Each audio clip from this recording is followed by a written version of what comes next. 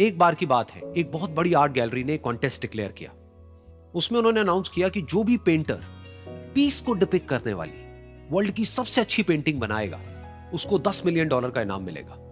यह बात पूरी दुनिया में फैल गई और पूरी दुनिया से हजारों पेंटर्स ने अपनी अपनी पेंटिंग भेजी उस कॉन्टेस्ट में पार्टिसिपेट करने के लिए। उन हजारों पेंटिंग्स में से जो इस कॉन्टेस्ट के जजेस थे उन्होंने फाइनली 100 पेंटिंग्स को शॉर्टलिस्ट किया और उन 100 पेंटिंग्स की एक एग्जीबिशन लगाई। उस एग्जीबिशन में इन सारे पेंटर्स को तो इनवाइट किया ही किया, साथ ही साथ मीडिया वाले भी बैठे हुए थे और मीडिया वालों के साथ हजारों लोगों की भीड़ भी जमा थी। क्योंकि प्राइज अमाउंट इतना बड़ा था तो सबका इंटरेस्ट था ये जानने में कि कौन जीतेगा, कि वो पेंटिंग कैसी होगी और कौन वो पेंटर होगा जिसको इतना बड़ा अमाउंट मिलेगा। फाइनली वो दिन आ ही गया। वहां पर सारी ही पेंटिंग्स देखने लायक थी और एक से बढ़कर एक थी। उसमें से कुछ पेंटिंग्स थी जहां पर सबसे ज्यादा भीड़ थी।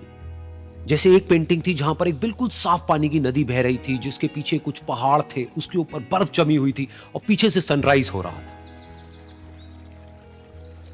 एक और पेंटिंग थी जहां पर पेंटर ने पीस को डिपिक्ट किया था फुल मून नाइट के थ्रू, यानी कि एक बिल्कुल पीसफुल लेक थी जिसका पानी बिल्कुल स्टिल था, इतना स्टिल कि उसके अंदर आप रिफ्लेक्शन देख सकते थे आसपास में जो भी कुछ था उसका, बिल्कुल एक मिरर की तरह। और बिल्कुल डार्क आसमान में कुछ तारे चमक रहे थे और एक चांद चमक रहा था। उसके अलावा एक पेंटिंग थी जिसमें बिल्कुल सफेद बादल थे, नीला आसमान था और बिल्कुल हरी हरी घास थी।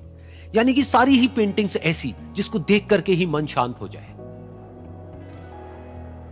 तो कॉन्टेस्ट बहुत ही टफ था क्योंकि सारी पेंटिंग्स एक से बढ़कर एक थी, तो जजेस के लिए शॉर्टलिस्ट करना कि कौन सी पेंटिंग बेस्ट है, that was very very difficult. लेकिन वो मोमेंट आ ही गया जब जजेस ने अपना माइंड मेकअप कर लिया और एक पेंटिंग को इन सारी पेंटिंग्स में से सिलेक्ट कर लिया और उस पेंटिंग को एक बड़े से कर्टेन के पीछे रख दिया।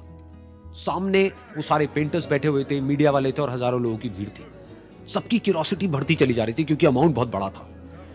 लेकिन जैसे ही वो पर्दा हटा और सामने से सबने उस पेंटिंग को देखा तो सब हैरान रह गए। सब एक दूसरे की शक्ल देखने लगे। किसी को कुछ समझ नहीं आ रहा था कि एक्चुअल में हो क्या रहा है, क्योंकि वो पेंटिंग जो वहां पर दिख रही थी वो दूर दूर तक शांति को डिपिक्ट नहीं कर रही थी। तो सबको लगा कि शायद उस आर्ट गैलरी से कोई गलती हुई है या जजेस से कोई गलती हुई है और किसी गलत पेंटिंग को वहां पे रख दिया है।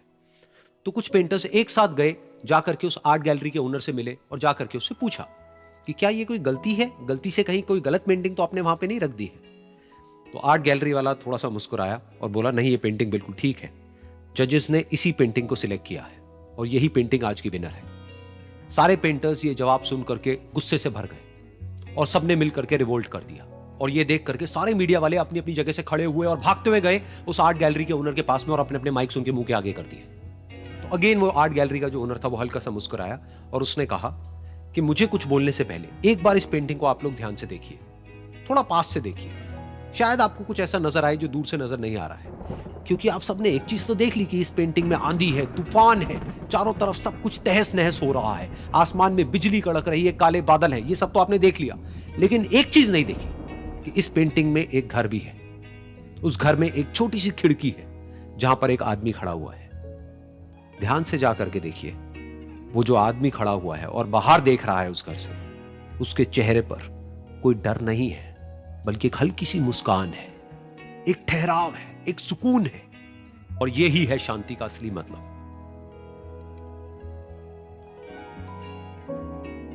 यानी कि शांति का मतलब यह नहीं है कि हमारे बाहर सब कुछ शांत है और फिर हम शांत हैं, क्योंकि वो टेम्पररी है। असली शांति का मतलब यह है कि हमारे बाहर चाहे जो कुछ भी हो रहा हो, हम अंदर से पूरी तरह से शांत हैं, हमारा मन शांत है।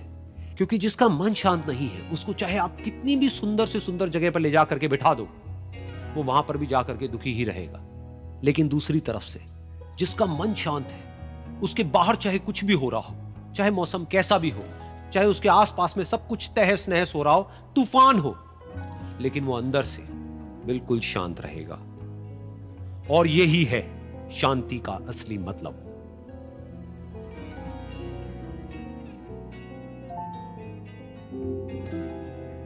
ये कहानी मुल्ला नसरुद्दीन की कहानियों में से एक है। कहा जाता है एक बार एक गांव में बहुत ही अमीर आदमी था। अमीर था पर सब उसे पता था, और अमीर आदमी वो भागने में भी काफी तेज नहीं था, काफी भारी था। उसको उसके पीछे भागा भी नहीं अच्छे तरीके से गया, और ऐसे ऐसे करते हुए मुल्ला नसरुद्दीन उनकी नजर से गायब हो गया। यह बेचारा बहुत परेशान उसी पेड़ के नीचे वापस आकर बहुत दुखी था कि जो पाने निकला था वो भी नहीं मिला, और जो था पूरी उम्र की कमाई, वो हीरे ज़वारात, वो भी सारे चोरी हो गए। इसने कहा यार ठीक है, उस आदमी को मेरे गांव में जो पागल है उसको लोग पागल ही कहते हैं, मुझे उसकी बात नहीं सुननी चाहिए थी। बहुत रोया, और इस जो लगभग 1 घंटा तक कुछ भी नजर नहीं आया उसको। और उस हालात में उसको इतनी अंदर से तड़पड़ाहट महसूस हो रही थी कि पूछिए मत। लगभग 1 घंटे बाद मुल्ला नसरुद्दीन वापस उसी पेड़ पर छलांग लगाकर पहुंचे और उनसे पूछे, हाँ जी सेठ जी, क्या हाल चाल है?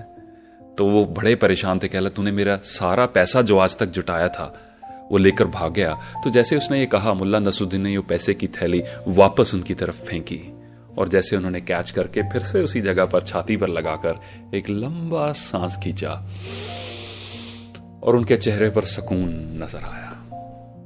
तो मुल्ला नसरुद्दीन ने पूछा, अब आप शांत महसूस कर रहे हैं? और आदमी ने जवाब दिया, जी हां, अब मैं बहुत शांति में और सुकून महसूस कर रहा हूं। मैंने पहला ऐसे काफी टाइम महसूस नहीं किया। दोस्तों, हमारे जीवन में कई ऐसी चीजें हैं, कई ऐसे रिसोर्सेस हैं, कई ऐसे लोग हैं, और काफी कुछ ऐसा है जिनको हम फॉर ग्रांटेड ले लेते हैं, उनकी अहमियत समझते नहीं, तब तक जब तक उनमें से कोई एक चीज हमसे दूर न चली जाए।